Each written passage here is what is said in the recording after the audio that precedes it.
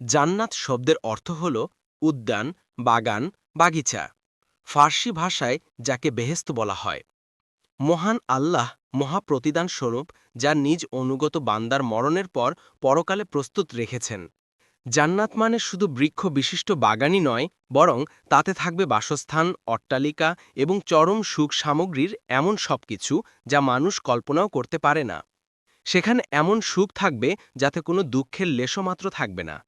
এমন নির্মল শান্তি থাকবে যাতে কোনো প্রকার অশান্তির মলিনতা নেই। এত সুখ সম্পদ থাকবে যার কাল্পনিক বর্ণনা দিতেও মানুষের মন অক্ষম। রাসূলুল্লাহ সাল্লাল্লাহু আলাইহি ওয়াসাল্লাম বলেন, মহান আল্লাহ বলেছেন, আমি আমার পুণ্যবান বান্দাদের জন্য জান্নাতে এমন জিনিস প্রস্তুত রেখেছি যা কোনো চক্ষু দর্শন করেনি, কোনো কর্ণ শ্রবণ করেনি এবং যার সম্পর্কে কোনো মানুষের মনে ধারণাও জন্মেনি। তোমরা চাইলে এই আয়াতটি পাঠ করতে পারো। ফালা তা'লামু নাফসুম মা উখফিয়া লাহুম মিন কুররাতি আ'য়ুনিন জাযাআম বিমা কানু ইয়া'মালুন। যার অর্থ, কেউই জানে না তার জন্য তার কৃতকর্মের বিনিময়স্বরূপ কি পুরস্কার লুকিয়ে রাখা হয়েছে। সাজদাহ ১৭ আয়াত, বুখারী ও মুসলিম। পার্থিব জগতেই কত বিলাসপ্রিয় ধনকুবেররা বিলাসবহুল বাগান ও বাড়ি বানিয়ে বসবাস করে, কত রকম সুখ সরঞ্জাম ও বিলাস সামগ্রী ব্যবহার করে থাকে।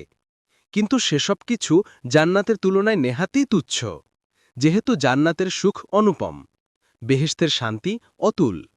যেহেতু বেহেশতের একটি চাবুক পরিমাণ জায়গা পৃথিবী ও তন্মধ্যস্থিত সবকিছু অপেক্ষা উত্তম। বুখারী ৩২৫০ নং।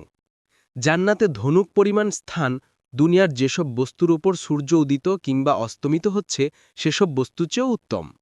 বুখারী ও মুসলিম। জান্নাতের সে সুখ সামগ্রী দেখে দুনিয়ার সবচেয়ে দুঃখী মানুষটিও সমস্ত দুঃখের কথা ভুলে যাবে। রাসূলুল্লাহ সাল্লাল্লাহু আলাইহি ওয়াসাল্লাম বলেছেন, কিয়ামতের দিন জাহান্নামীদের মধ্য হতে এমন এক ব্যক্তিকে নিয়ে আসা হবে যে দুনিয়ার সবচেয়ে সুখী ও বিলাসী ছিল। অতঃপর তাকে জাহান্নামে একবার মাত্র চুবানো হবে। তারপর তাকে বলা হবে, হে আদম সন্তান, তুমি কি কখনো ভালো জিনিস দেখেছ? তোমার নিকটে কি কখনো সুখ সামগ্রী এসেছে? সে বলবে, না, আল্লাহের কসম, হে প্রভু। আর জান্নাতীদের মধ্য হতে এমন এক ব্যক্তিকে নিয়ে আসা হবে যে দুনিয়ার সবচেয়ে দুঃখী ও অভাবে ছিল। তাকে জান্নাতে মাত্র একবার চুবানোর পর বলা হবে, হে আদম সন্তান, তুমি কি দুনিয়াতে কখনো কষ্ট দেখেছ? তোমার উপরে কি কখনো বিপদ গেছে? সে বলবে, না, আল্লাহের কসম, আমার উপর কোনোদিন কষ্ট আসেনি এবং আমি কখনো কোনো বিপদও দেখিনি। মুসলিম। আর সে কারণেই বেহেশতে স্থানলাভ করা এমন সৌভাগ্যের ব্যাপার যার পর কোনো সৌভাগ্য নেই। মহান আল্লাহের ভাষায় সেটাই মহাসফলতা।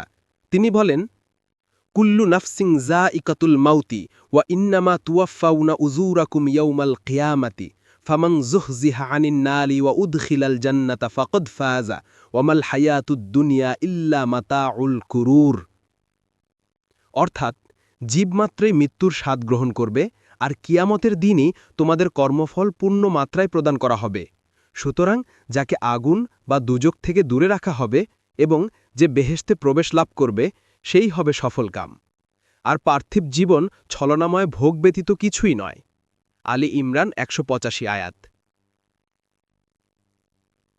وعد الله المؤمنين والمؤمنات جنات تجري من تحتها الأنهار خالدين فيها ومساكن طيبة في جنات عدن ورضوان من الله أكبر ذلك هو الفوز العظيم। অর্থাৎ, আল্লাহ বিশ্বাসী পুরুষ ও বিশ্বাসী নারীদেরকে এমন উদ্যানসমূহের প্রতিশ্রুতি দিয়ে রেখেছেন যেগুলো নিম্নদেশে বইতে থাকবে নদীমালা। সেখানে তারা অনন্তকাল থাকবে। আরও প্রতিশ্রুতি দিয়েছেন চিরস্থায়ী উদ্যানসমূহের প্রতিষ্ঠিত বাসস্থানের। আর আল্লাহের সন্তুষ্টি হচ্ছে সর্বাপেক্ষা বড়। এটাই হচ্ছে মহাসফলতা। তাওবাহ ৭২ আয়াত। ওয়ামান ইউতিইল্লাহা ওয়া রাসূলাহু ইউদখিলহু জান্নাতিন তাজরি মিন তাহতিহাল আনহারু খালিদিনা ফিহা ওয়া যালিকাল ফাওজুল আযীম। অর্থাৎ,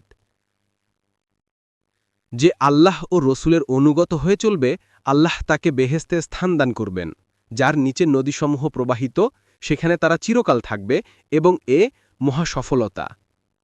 নিসা ১৩ আয়াত।